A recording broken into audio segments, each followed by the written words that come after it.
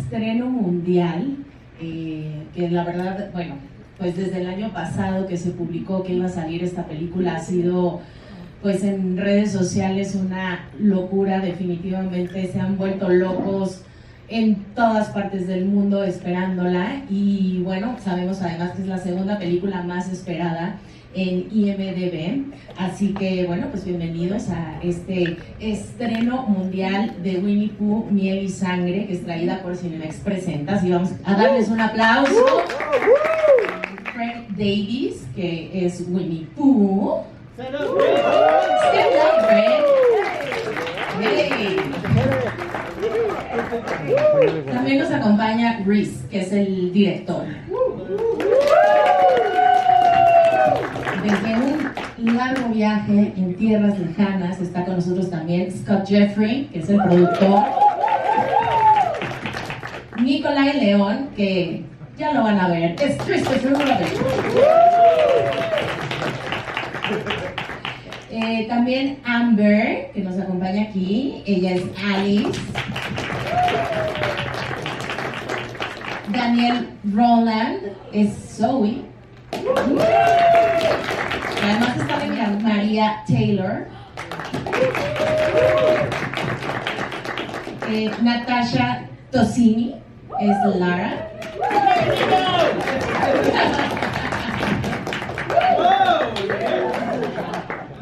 Andrew Scott, que él es el compositor musical.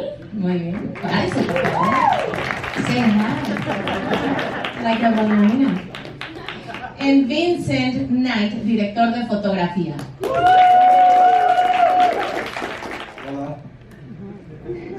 You know, I didn't study the life of bears, let's say. I took some inspiration from horror icons like Jason Voorhees, Michael Myers, but at the same time I wanted to put my own stamp on it. So I kind of like blended different bits and pieces, and yeah, just tried to make Pooh as menacing and terrifying as possible. Bueno, que sí los estudió y que pues trató de hacerlo para parecer lo más terrorífico posible. Yes, so with Winnie the Pooh, the thing is, if you don't like horror, you've got your little Winnie the Pooh thing over there, and you can watch that all day, all night long. But for people like myself and Reese who love horror, now you've got this, and it ain't gonna stop here.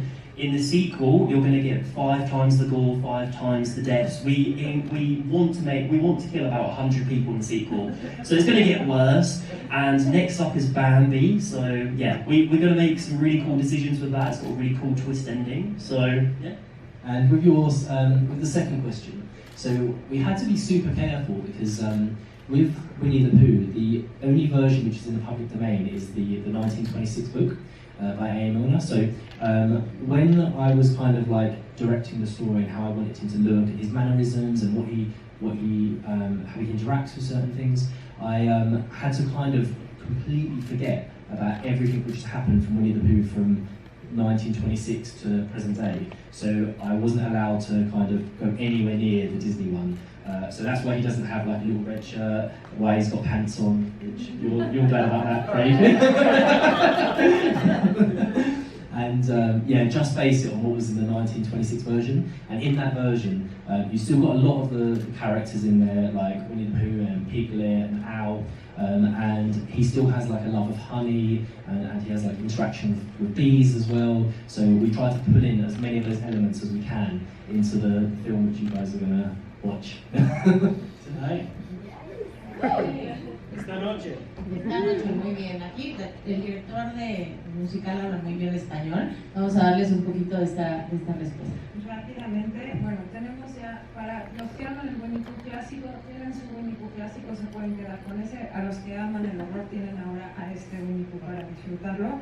Y vamos a ver después una secuela en la que vamos a tener 5 veces la sangre, 5 veces el gore, y estamos apuntando a unos 100 muertos. Entonces, eso es lo que viene. También vendrá más adelante Bambi, así que son las cosas que pueden esperar.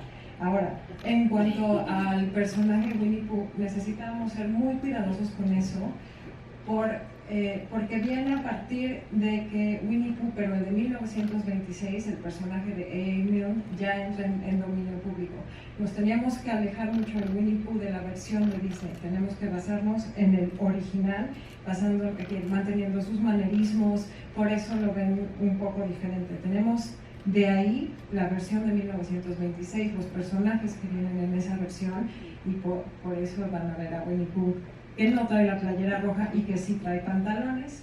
I feel like when I saw my mom, at first honestly I was like, I'm doing this horror movie and it's with Winnie the Pooh, and she was like, oh, is it a comedy? And I was like, no, it's actually a horror. I've read the script and it's very, very not sure. It's definitely not a comedy, it's definitely a horror. My dad says he's not going to watch it. Yeah, he says he'll watch it, but he says he's not going to watch my serious scenes or any scenes where I'm in a bikini, obviously. That scene went quite viral and he's seen it before I told him about it, and he was like, hang on a minute, is that you? I was like, yeah, and he was like, what are you doing on the floor? I was like, well, actually, that's a funny thing. But yeah, no, everyone, all my family have been super supportive of it, and they're all excited to watch it except for my dad. Bueno, pues un poquito que nos cuente esta experiencia, ¿no? Rápidamente, obviamente le platicó a su mamá lo que iba a hacer, le dio y todo, y su mamá le preguntó incluso si era una comedia, así de no, es una película de terror. Su papá definitivamente no va a ver la película, o al menos no va a ver las películas en las que salga en bikini. Y en general, la familia creo que los ha apoyado mucho a todos, pero sí hay ciertas escenas más cartelosas. Claro, y además la de ella es una de las escenas pues más explícitas, entonces me imagino que su familia tampoco quiere verla. Y si le pueden dar un aplauso también, por favor, a Miel, porque y en la película de verdad es irreconocible cómo queda con estos efectos especiales, sobre todo contemplando que ellos pertenecen a una empresa que se dedica a hacer muchísimas películas de terror y que esta la hicieron en tan poquitos días, creo que fueron 10 nada más. So I think that's what makes it so fun, is like, you don't expect it. Like everyone who's heard about it before we were making the film and afterwards just can't imagine him being scary. And yeah, in terms of when you watch it, it's not just dead, serious horror and gore. There are like funner, lighter moments in there. You know, like he loves honey, so there's scenes where he's literally just gorging on honey. So it's not too scary, but there is still a lot of horror in there. Es una película divertida. Digo, hay mucha gente obviamente que no se lo espera, hay gente que no se imagina cómo podría ser esto posible, pero no es solamente sangre y matanza y gore, o sea, hay escenas también más ligeras. Por ejemplo, Winnie Pooh ama la miel, no sabemos, entonces hay escenas en las que se está atascando de miel, o sea, tiene cosas más cómicas, más livianas. Incluso hay una parte donde Winnie Pooh como que llora miel. So when this started to go really viral, Mexico and Latin America was like, you guys have embraced it so much and you all absolutely love it. That was one of the decisions why we decided to do the world premiere with you guys, just because, you know, everyone's so nice, we get so many comments from the fans, and yeah, and the festival leaders have been so like accommodating with us that yeah, we just thought it'd be a good idea to come here with all of you. Yeah. Thank you very much. Rapidísimo, obviamente la pregunta de redes sociales, el que más odio ha recibido es Luis. Así, todo su Instagram es te odio, mátate, ¿qué estás haciendo? Así terrible, pero él les da cuerda y les contesta. Entonces, aparte de eso, le da muchísima publicidad a la película y lo ha hecho muy popular. La segunda pregunta es, finalmente, cuando se hizo viral, la respuesta de México y de Latinoamérica en general fue espectacular. Se recibió muchísima emoción, cariño, y además el equipo local los ha tratado muy bien. Okay. I like them sort of roles, to be fair. I'm a bit of a wimp, so I do get scared of stuff quite easily. I get frightened really easily. If someone jump behind me, I'll scream. So watching horror movies is quite scary. Being involved in them is quite scary. So I feel like being a scream queen is just like part of my nature. Yeah, it's literally just me. I feel like I didn't even play a role. I just did what I would have done naturally anyway. I was really scared anyway doing it, so I feel like it's just natural. You know what I mean? Yeah, me too. And it was like we're kind of just reacting to exactly what was in front of us, how we would really react in that kind of scenario. I mean, you've got a Pooh bear that's 6 foot tall running after you in the woods. Like, you're going to be scared, aren't you?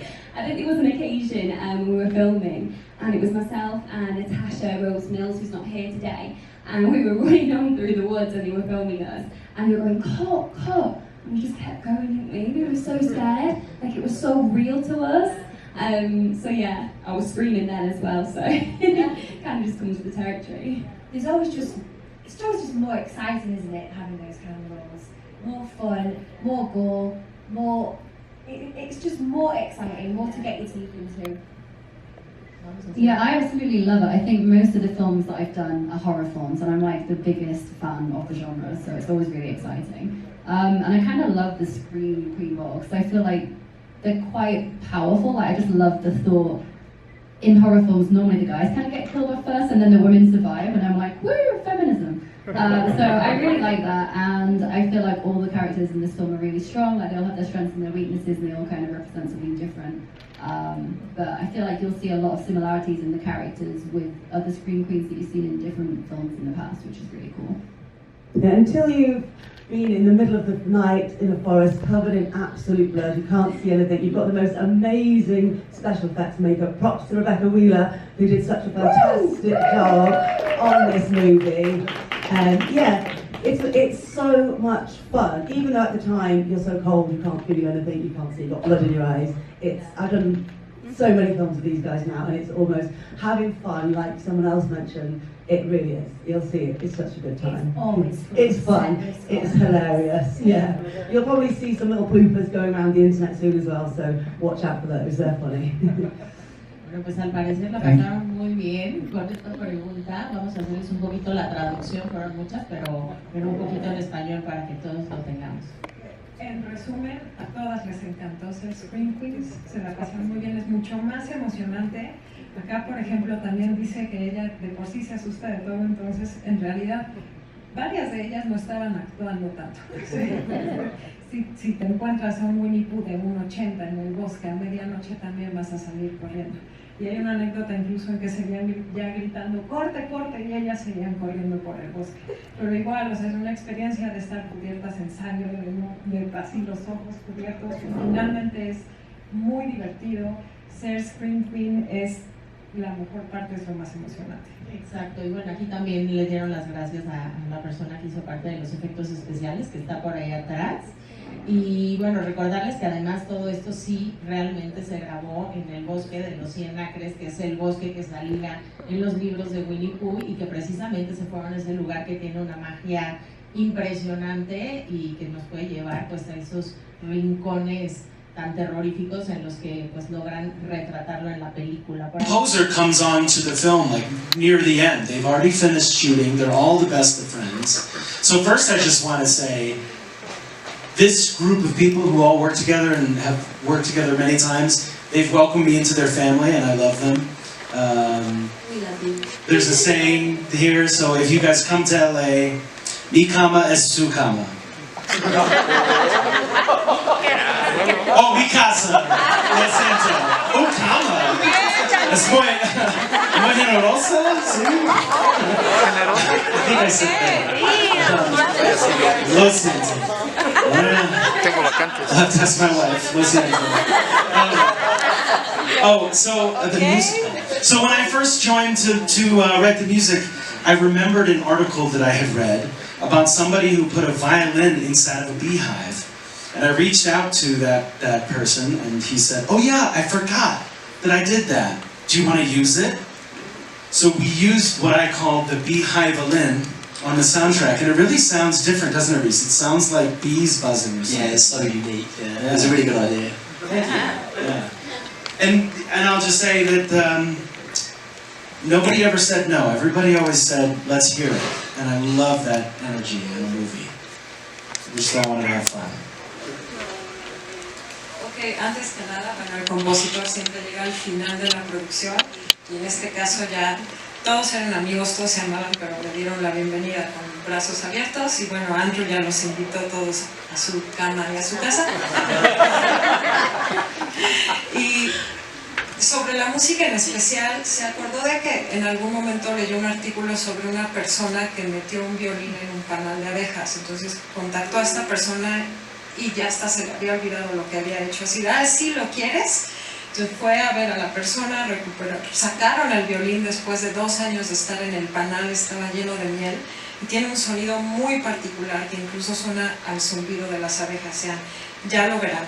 Y otra cosa muy padre de este equipo es que a todos le dijeron que sí, esa era la energía de la película, nunca hubo un, bueno, no, sí, vamos a oír. Yeah, I did have certain challenges with the mask,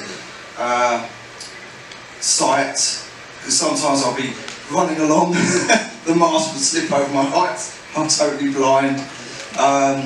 Hearing was a bit of an issue as well, I had to have someone relay instructions, because very, very tight fit. Yeah, you basically have no senses. Yeah, basically no senses, yeah, sight, sound, breathing, all shot.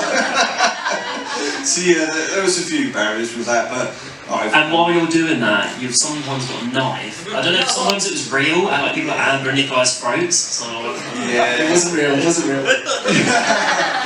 I overcome one of the challenges with it slipping down over my eyes. I wore a hat underneath to build up a bit of a barrier, because then I knew it wasn't going to slip down. So that worked, but it made it twice as hot under there.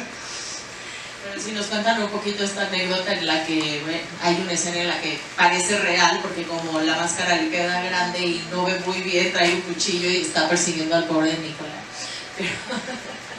Y bueno, uno de los retos principales es que la máscara, aparte de que era muy apretada, sí le corta todos los sentidos al mundo exterior, pero que se le resbalaba, entonces terminaba tapándole los ojos, no veía nada. Y una de las soluciones que se le ocurrieron fue ponerse un sombrero, un gorro abajo de la máscara, pero entonces ya hacía el doble de calor. So going into this film, I was just the idea of Winnie the Pooh being a serial killer was humorous to me. So I was going in with just that sort of thought. But after a few weeks of filming with these guys, I haven't been able to look at Pooh the same since. So, and I think that's a compliment, and also, just this Pooh is nothing like the one that we are familiar with, that's for sure. Winnie está en todos lados, o sea, lo van a ver sí o sí, pero claramente siguen siendo dos Winnies muy diferentes, uno que es bonito y adorable y el otro es el asesino tremendo.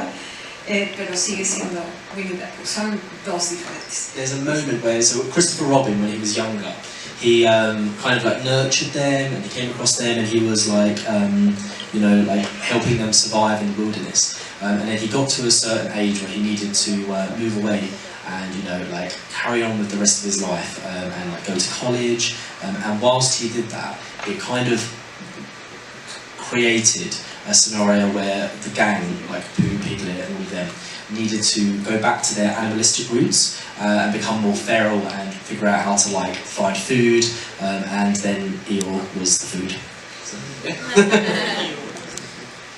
Ok, pues realmente se vuelven asesinos porque cuando están chiquitos, cuando Christopher Robin también es niño, como que él los ayuda y siempre está ahí con ellos. Pero llega un momento en el que crece, se va a la universidad y los deja solos. Entonces ellos tienen que regresar a su naturaleza y terminan volviéndose animales salvajes.